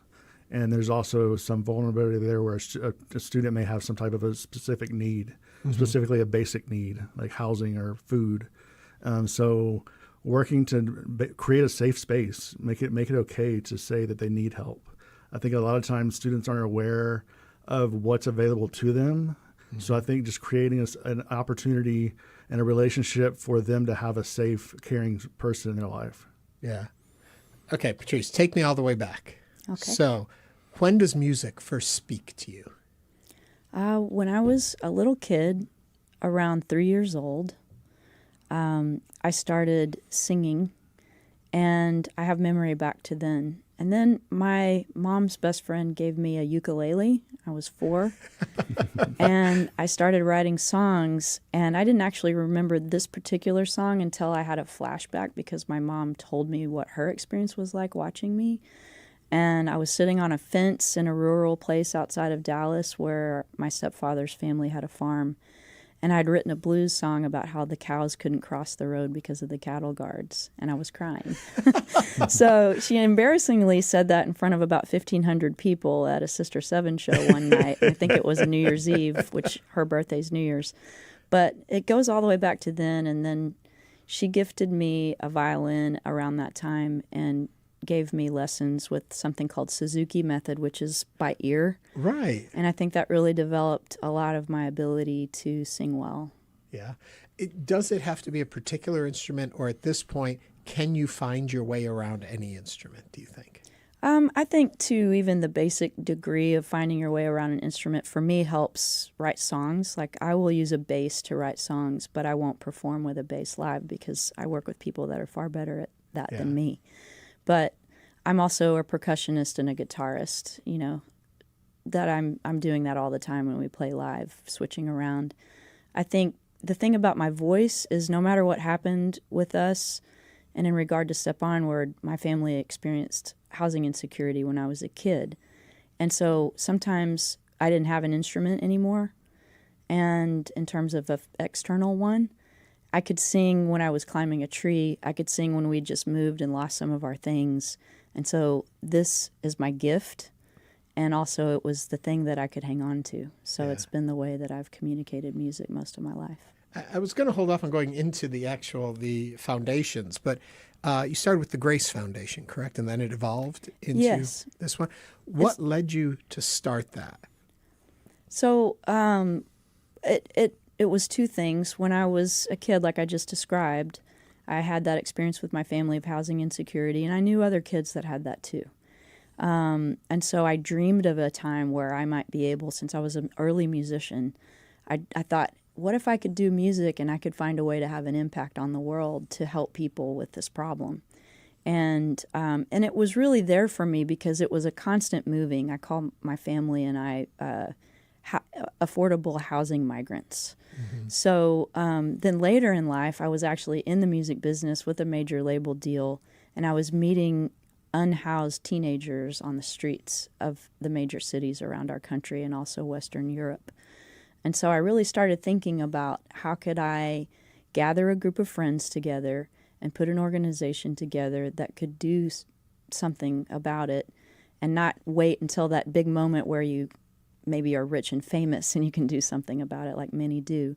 Yeah. So that's what we've done. Sam, talk a little bit about what your organization does that may be different than the way others approach the same problems. We often hear about, for the unhoused or homeless, how did you word it? Security, housing insecurity. How do you guys approach it differently? So what makes us different is that we get really involved with the family and provide them with additional services through our partners, but we also stop the eviction process. So we're more prevention focused. Mm-hmm. So we work with families during some type of a hardship. We're completely aware that many people who are less resourced are one paycheck away from being homeless. If they get an illness or something happens, they have a hardship, they're not able to make rent the next month, or they're not able to get back on their feet. So what we do is we kind of intervene at that point. We can't remove the crisis or the hardship, but we can ease the burden by giving emergency funds to help them get stabilized and get back on their feet. And I'm happy you mentioned that because I think people forget how close so many people are to finding themselves in that situation. They're always the others, those that did something wrong. There's a problem. But it's finance, it's the world we live in, it's the economics that we're in, it is also social issues and troubles. There's a lot that plays into this, and it could be almost anyone. Mm-hmm. Yes. You know? Any thoughts on that? Just kind of... Yeah, I mean, I know whenever I was fortunate to whenever I went to college, I did have a scholarship that backed me, that allowed me to pay for my tuition. So really all I had to focus on was paying for my housing. So I wasn't having to pay for both. And then we also have students who are actually, their tuition is paid for, but not their housing. And as you know, the housing cost in Houston has gone up over the past 15 years that we've been doing this work. higher and higher.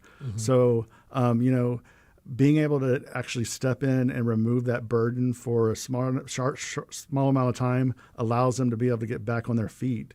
And over 92% of the people that we house and provide assistance with are still housed a year later. Oh, wow. So, Patrice, looking at how this is all organized and how it helps, how much comes from what you experienced and understood what you could have used or your family could have used at that time, and how much was learning along the way of how the world is today? That's a great question. I was thinking about that when Sam was speaking because, I came into this early on as a founder, and my lived experience was kind of what a lot of people call peer support. So I was able to speak to the young adults who were experiencing this from a place of experience, knowing a lot of what you're talking about, what it's like to go sleep on the couch of your best friend, what it's like to go sleep on the couch of your grandmother, what it's like to try to get as much food as you can from school, knowing that your mom is struggling to bring home enough food for everyone. So many things I could tell you. But, I was the singular peer support person at our organization until we grew.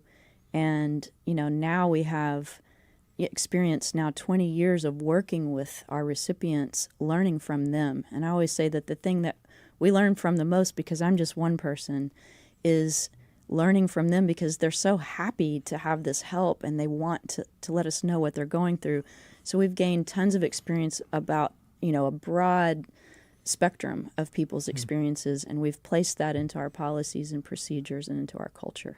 So who comes to your organization for help at this point? We primarily work with two vulnerable populations. Young adults who have been homeless before they were 18, either chronically in foster care or in and out of state care or in a shelter with their family or in a car, for instance. And then we work with families, which started a little later after our founding because my niece had bone marrow failure. And I was communicating with the organization about the families that I was watching, be unhoused while their kids were really sick. So the interesting thing is what we do could be a template for most people who are unhoused, but there are these two very vulnerable populations that could not have to be long-term unhoused people. And we're kind of in this place, we find ourselves as an organization that's catching these people right at this moment, either where they need to not fall through the cracks in college and be able to finish the job so they can be highly employable and gain all that life skills that they need and have the confidence they need. And then the families who have actually mostly been quite stable, even though it's just been on that line, barely. That's the world we're living in. Yeah. And we catch them in that moment where that could turn into long-term unhoused issues, long-term mental health crises, long-term education problems for the children because they get pulled out of their schools.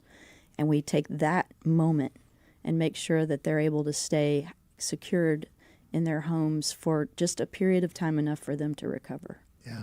People are listening to this, Sam, right now, and they're saying, how do we get involved? How do we help out? And you're giving them a wonderful way to step into this. Well, first of all, you can join us on April 26th from 2 to 6 at Dan Electro's. We're going to have an event to kind of reset our presence here in Houston and just bring together the community.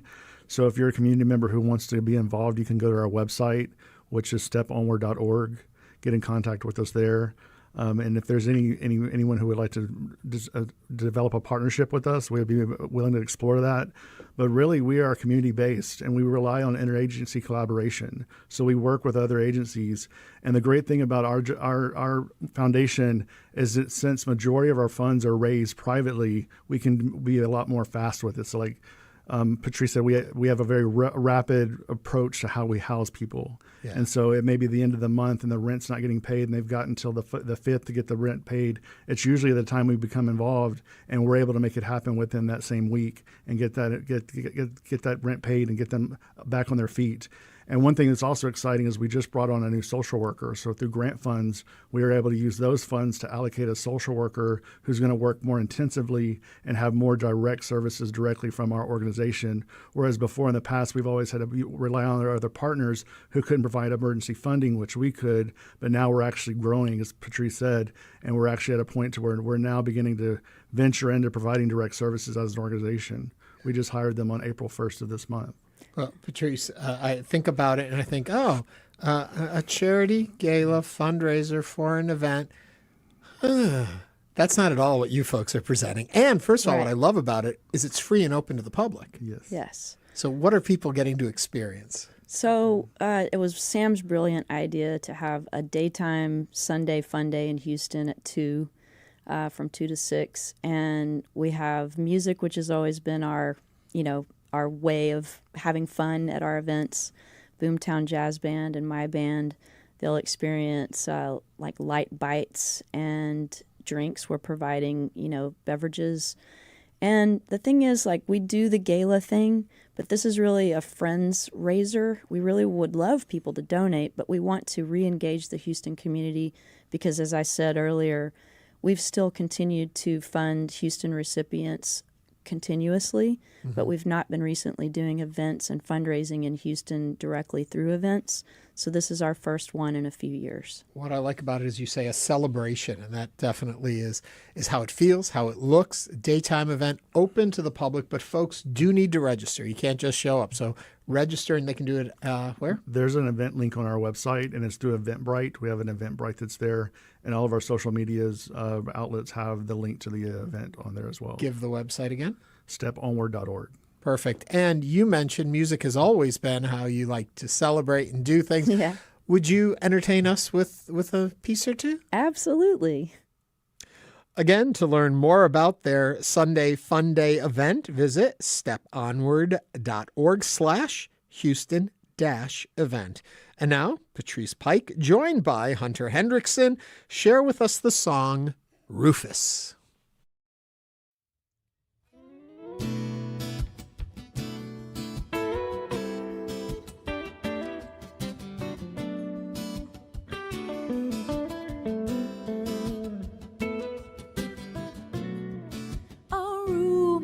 Dim light.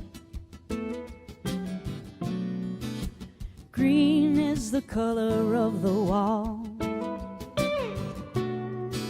The vines are creeping in. Proof life is stronger than man. You're saying to me, why can't you give me more? When I've given everything I can, these vines are wrapping around me. Make love to me. Make love to me. Oh, to me and through me, and not just for you. Love for what we've come into.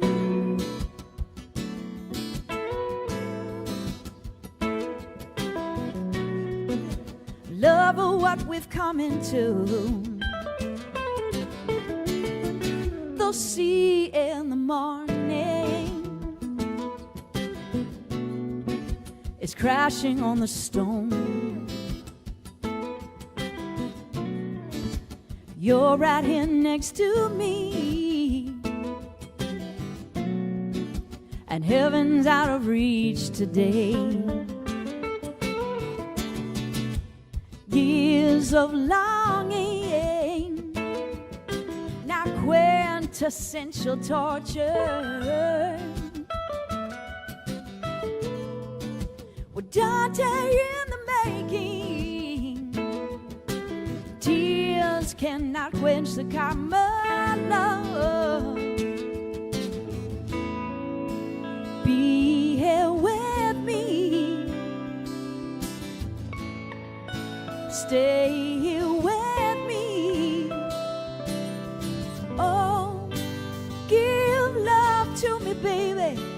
not just for you. Love for what we've come into. Roof is on the stereo. I'm draped across your backseat, and no one's here to hold my hand. Could you come to me? Darling, the wine is wearing out. Swore that I would carry out my word before we're dead. You should remember all the things we said.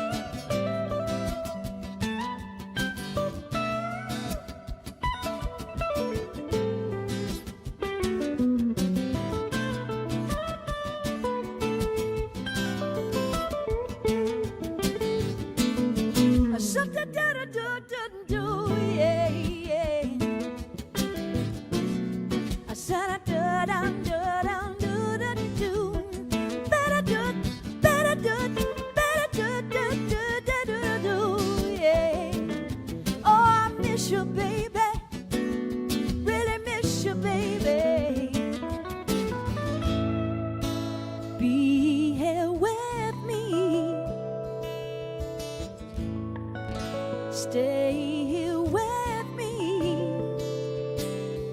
Roof is on the stereo. I'm draped across your backseat, and no one's here to hold my hand. Could you come to me? Darling, the wine is wearing out. Swore that I would carry out my word before we're dead. You should remember all the things we said.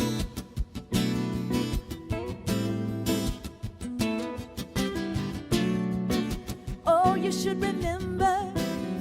You should remember, remember. Oh yeah, you should remember, my baby. Oh, love for what we've come into.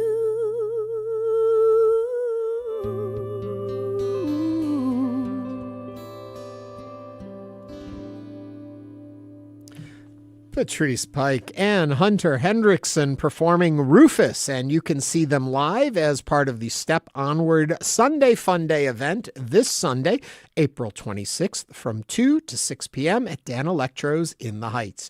For more information, visit steponward.org/Houston-event. Coming up, we share our last-minute plans, and we invite you to do the same. Call or text 713-440-8870, and Patrice and Hunter say they'll share another song with us. This is Hello Houston here on News 88.7.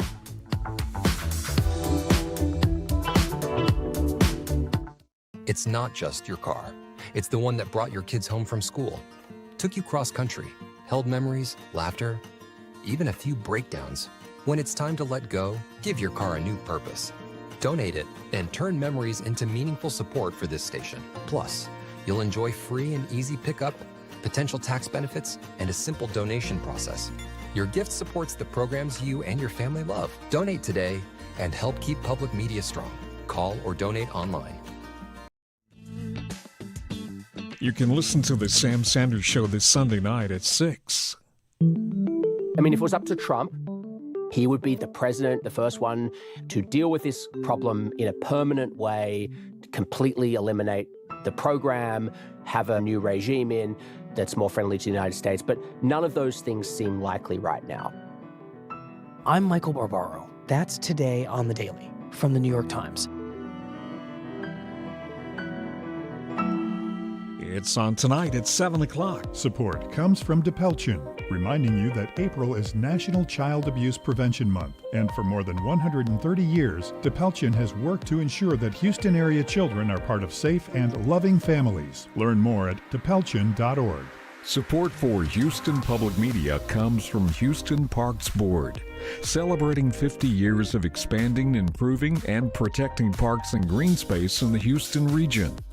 Learn more at HoustonParksBoard.org. Support for Houston Public Media comes from listeners like you and from CertaPro Painters, offering residential and commercial painting services, from color consultations to full project management. Estimates and more at CertaPro.com. Support for Houston Public Media comes from listeners like you and from Near Northwest Management District, celebrating 25 years at the intersection of innovation.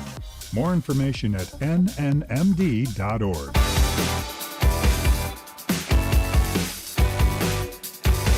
And now back to Hello Houston. To comment on today's topics, call or text 713-440-8870 or email us at talk@hellohouston.org.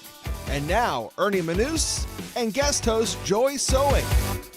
Oh, we are back again, and it's time. You know, we've made it to the end of the week. It's time for our last-minute plans. We're going to share with you what we're doing. But as always, I want you to share with us what you're doing. So if you're on YouTube, chat. Tell us, what have you got planned for the weekend, or is there anything you want to bring to our attention for the weekend? If you're listening on radio and you want to give us a call, you know the number, 713-440-8870. You can also text us there. We'd love to know what you're up to.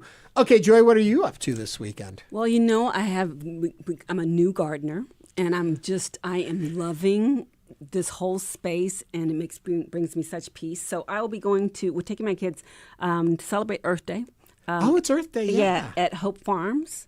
And they have all kinds of activities for kids, and plus I get to shop the farmer's market there. So that's what I'm going to do. Talk to me a little about your gardening obsession. Celeste is a big gardener. Let me tell you, I started, it was a spring break project last year, and just to see if we could grow some tomatoes. And I didn't have a whole lot of knowledge. I couldn't grow a cactus before this. And now I have a full garden of wildflowers and tomatoes and herbs and onions and all kinds of things. And I love it. Yeah. Mm-hmm. Plants come to my house to die. They know it. That's I used to be you. Oh, it's horrible. And all of my friends are trying to give me things that function with very little care, and I still ruin them. And my next door neighbor gave me this bulb that just kind of sits there, and a plant grows out of it and has flowers. You don't water it. You don't do anything to it. And it started dying. Oh. I got it into the window again. It's come back a little bit. And then somebody else brought me these bulbs that just sit in water, and they're like little daffodils. Mm-hmm. And then I put some more water in it like you're supposed to, and now I've drowned them all. See, Ernie, I don't know. Now, do you talk to your plants? Do did you send them good energy? I ignore them and act like they don't exist. There you go. I'm not showing them any love. I'll tell you my plans in a minute, but Jenny from West Houston is on the line. It's 713-440-8870. Jenny, what do you have on the docket? Jenny, you there? Oh, I don't know where Jenny went. Okay. Oh, right. Well, we'll started early. Yeah, we'll come back to Jenny.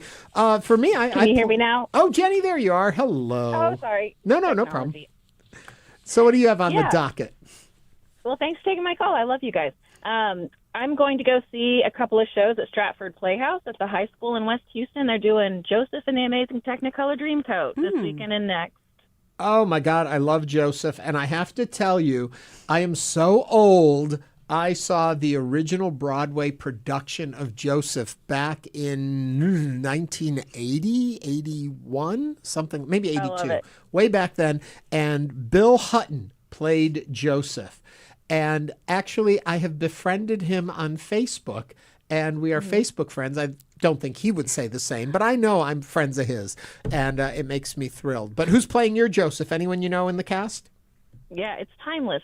One of our kids, Lucas Willie Torres, he's awesome. So these high schoolers, they put on a great show. Okay, one more time. Where is it at? Stratford High School. Oh, nice. Jenny, thank you very much for sharing that with us. You know, it's funny. We have an amazing high school performing arts community. Sure. And the Tommy Tune Awards, always at Tuts, where they honor the best of the best. And I've gone many years, and I'm always just amazed at the talent. So when you hear Stratford's doing this, or whoever is doing a show, they're actually worth taking a look for. Doris Murdoch tells us, walk Heights Boulevard with my brilliant dog, Lola. to enjoy the sculptures sponsored by True North. Oh, that's cool. This weekend, I'm going to a couple things. I'm going to that 80s show we were talking about the other day on the show over at Patterson Park with the lead singer from Information Society and the lead singer from When in Rome. Okay. And two 80s groups that I'm a fan of. And then on Sunday, I'm going to be going to see Patrice Pike. Fantastic. So we've got a lot going on there. Also, I want to go back to your gardening for just a minute. Okay, sure. Because I know one thing you're excited about when it comes to gardening is that our favorite store, we won't say its name again because it's not a commercial. And we don't get paid by them. And they have a whole bunch of stuff for gardening and inexpensive and what you need. And so you can always, that's funny because Joy and I may not see each other for years out in the world, but we will always see each other at our store. We won't tell you the name of it, but it's fun. Okay, anyway, there's a lot going on. There's Earth Day celebrations. There's Rail Fest happening down in Galveston at the Galveston Railroad Museum. There is, of course, the market in the River Oaks District, and Houston Grand Opera has the Barber of Seville. Now, though, we've come to the end of the show. And so we want to thank Joy for sitting in today. It was a joy having you here. And all of you for listening. Monday, we'll be back with more conversation, and Celeste will be back in the chair. But before we go today, Patrice Pike and Hunter Henderson have one more treat for us. The song is Whippoorwill. So remember, they are performing at the Step Onward Sunday Funday this weekend. Find out more at steponward.org/Houston-event. Thank you. Have a great weekend. Bye.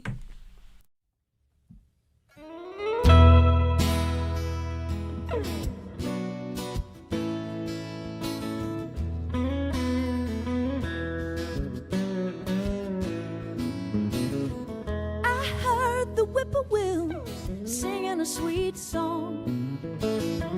You could say it was bad news, but I would tell you they were wrong.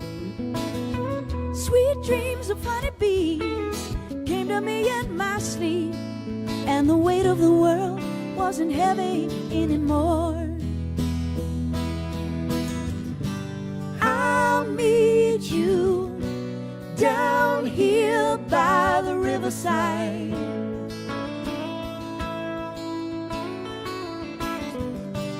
Water teaches you how to move and reflect the light. Sometimes it's alright. It's alright.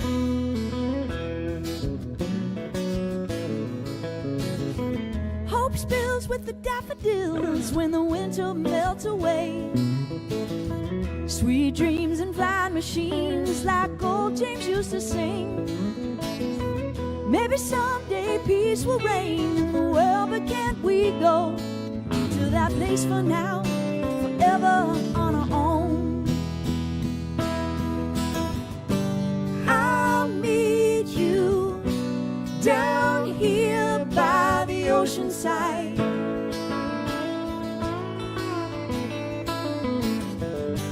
Water teaches you how to move and reflect the light. Sometimes I'll need you. Come and float to another time with me. We'll be swaying with the trees. It's alright. It's alright.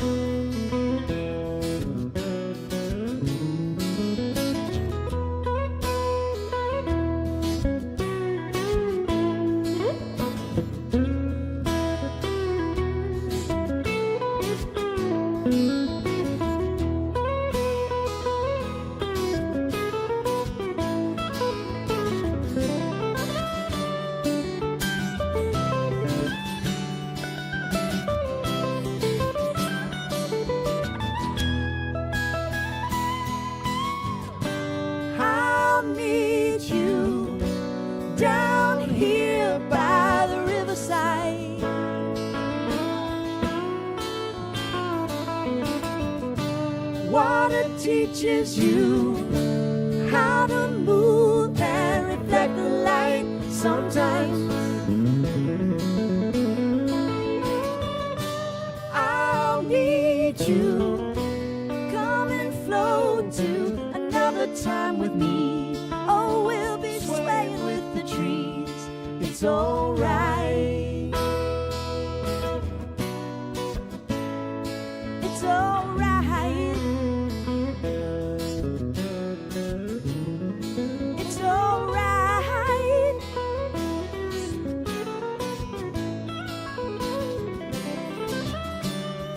Whippoorwill, whippoorwill.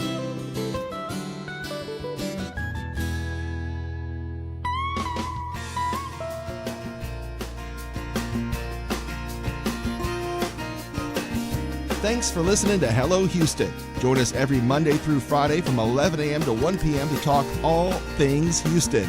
The Hello Houston production team includes Garrett Bowman, William Menjivar, Jen Altai, Todd Holslander, and Jim Kovacic. For the latest in local news, subscribe to the Hello Houston daily newsletter at houstonpublicmedia.org. Hello Houston is a production of Houston Public Media. The opinions expressed by the guests of this program are solely their own and do not represent the views of management, staff, or underwriters of Houston Public Media. This is News 88.7. Support